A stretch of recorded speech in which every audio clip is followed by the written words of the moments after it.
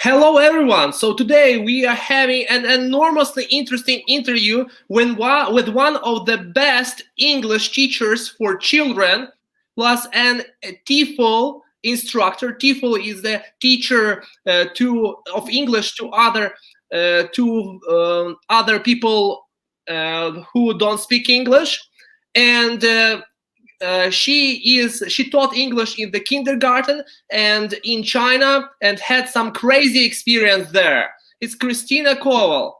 So before that, don't forget to subscribe to the channel Mark English, give a like to this video and press the notification bell not to miss our English classes and some interviews with interesting people. So hey Christina, I haven't seen you for ages. How is your life in Ukraine after China? Do you miss China? Is everything okay? Hi, Morgan. Thank you. Everything is okay, and really, I miss China, and I hope one day I will go there again. Really? So the first question to you, why did you decide to go to China? Why did you choose this country? Because for me, it's really exotic. Yeah, a really interesting question. When I got married to my husband, we decided to go abroad for earning money to buy our own apartment.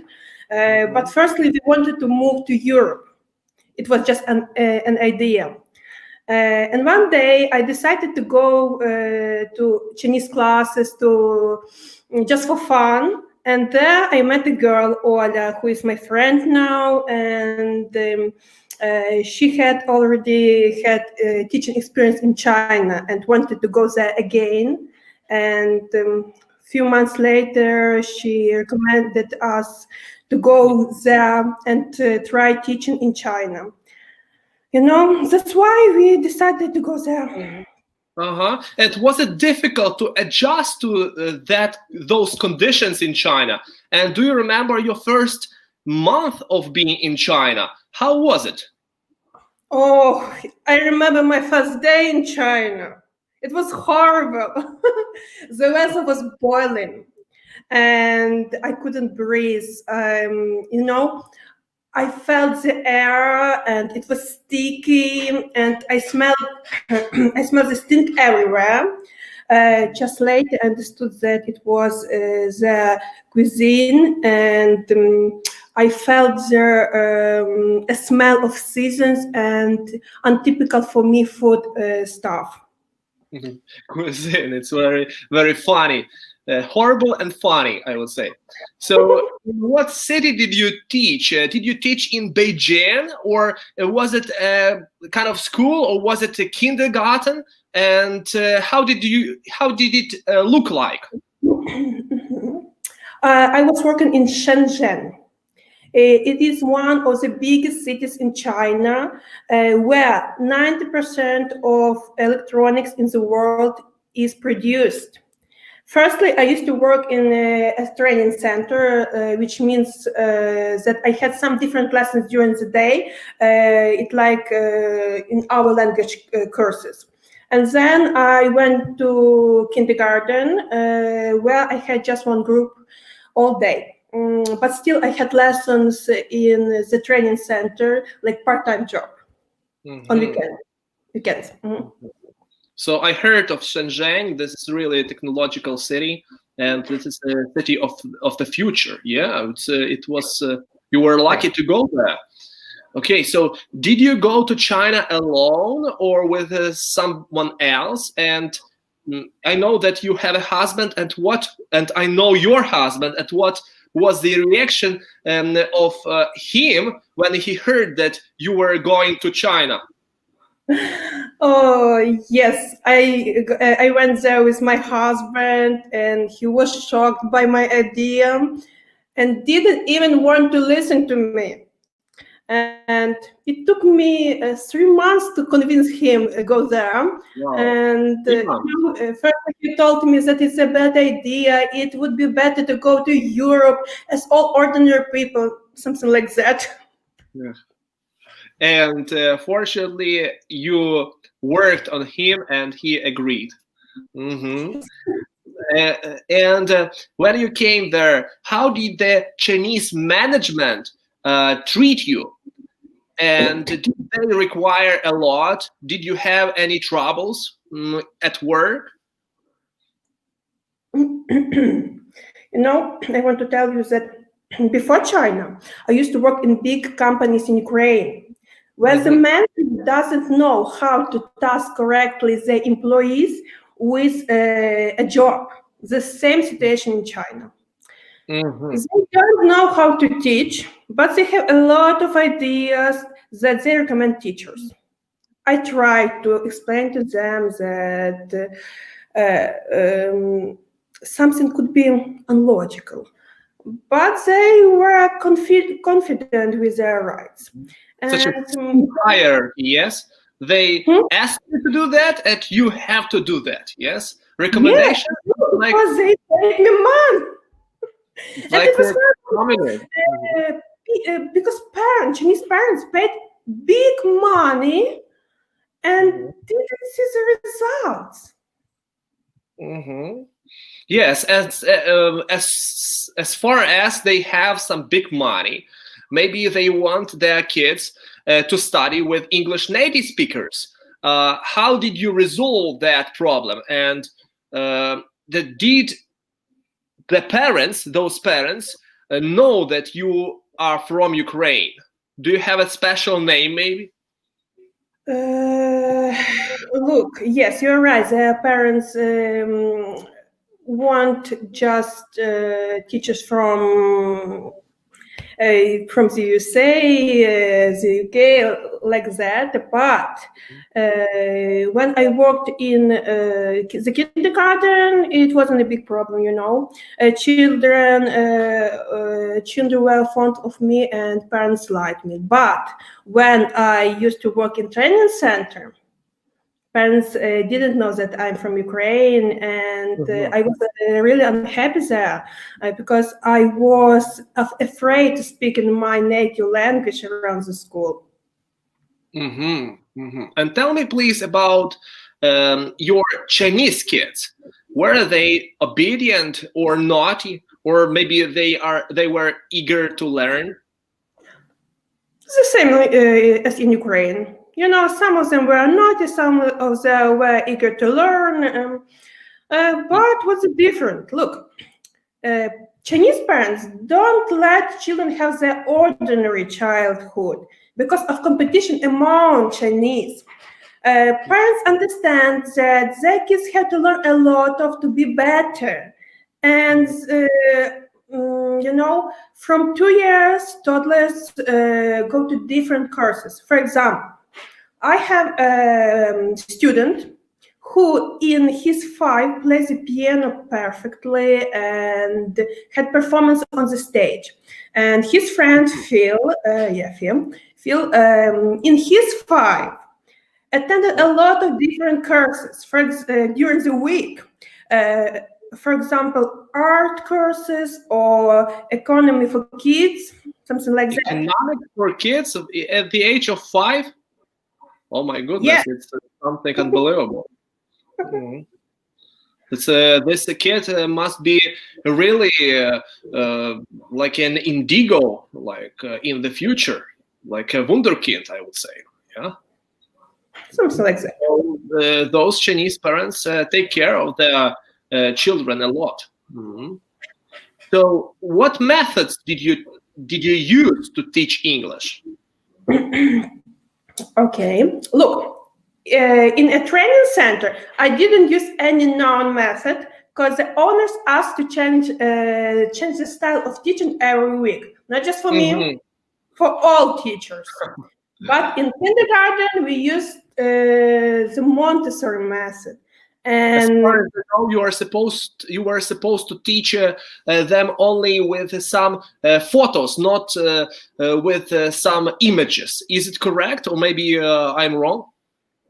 With You're live right. You're right. Just real photos, no pictures, just real photos. Yes, and it was a little bit difficult because I had to find some real photos. It was easy if I needed, some objects, pictures of objects. But if I needed some pictures of emotions, it was really difficult, Definitely. Maybe some actors or actresses, you had to find like different celebrities with their emotions. And how did you get so many live pictures? I'm wondering. On the internet, Mm-hmm. I watch a lot, and the pictures, it's not a big deal, but the books. We needed books with real pictures. And one day I found a set with books, a set of books with pictures, and I bought the set. It was amazing. I bought the set for every day. Mm-hmm. I see. And as far as I know, you completed your TEFL certificate, so teaching of English to foreign languages. Was it TEFL or TEFL? Did you apply any approaches or methods from TEFL or TESOL?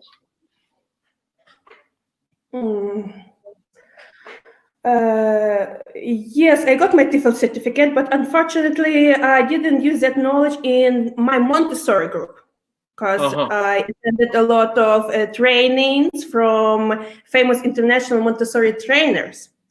But sometimes I could use some ideas from my TEFL course in my part-time job in a training center.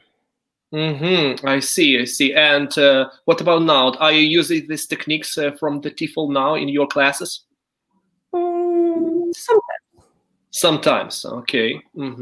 How did you have any office parties for teachers? I mean, yes. And how did they look like? Okay. Look, I have a lot of parties in China. Wow. Cool. In kindergarten, we had a lot of parties with children and parents. With children, we prepared some performances for parents and then had a party with them. And sometimes after work, our boss bought some sweets and different Chinese non-alcohol drinks.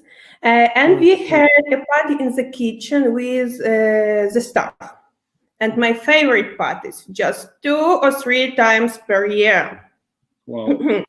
Cool. When the main office gathered all branches together, and we went to an expensive restaurant.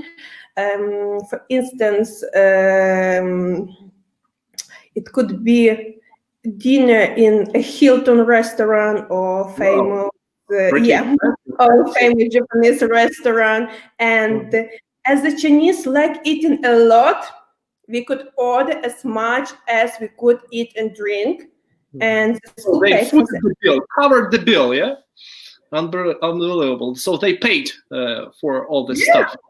Wow, this looks nice. I wish I were in China, or I had been in China at that time, yeah? So, did you have any Chinese friends, or like friends in China? Look, I keep in touch with my ex-colleagues because they want me to come back.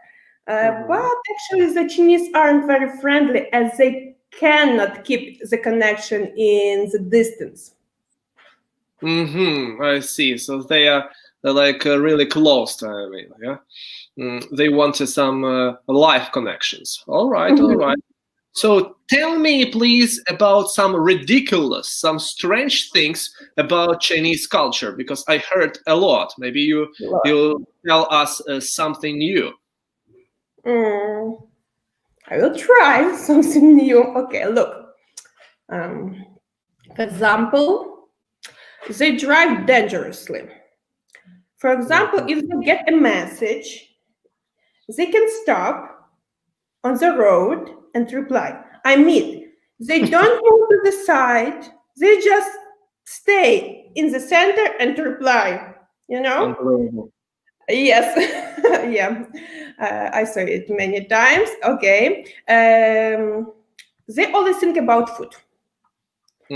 My colleague told me that when they have lunch, they think what they want to eat for dinner. And what else? They like white people, They want to touch white people and sometimes ask to take mutual photos. I want to ask you about whether they piss, on the streets or spit on the floor, because I had an interview with John, Durham, and he told me that it's unbelievable that they accidentally spit it even on his back. So it's unbelievable. And what can you say them? So is it true that they are so? They can even spit in the restaurant. Oh. I didn't want to tell you this. And it's okay. It's okay for the culture. No one gives them any remarks. Yes, maybe you spit. Everything is okay. Cool. So why did you want to stay in China longer after spitting such a question? It's easy. Look, we had a plan, to buy an apartment, and when we collected money for buying the property, we just moved to Ukraine. That's all. Just such a simple answer. Okay, so what social media did you use in China? As far as I know, they are not using, or they are not allowed to use Facebook, Viber, WhatsApp, Google, or even YouTube. They have their own platforms, or what? Yes, we use WeChat for everything, and because our social media are blocked, of course, we use a VPN to connect to install Facebook, but it was inconvenient. Bad connection or what? Yes, bad connection. Yes, they tried. The Chinese government tried to block the VPN. So, as to highlights, so what highlights can you name in China and that are worth visiting? Maybe what places, cities were you impressed the most?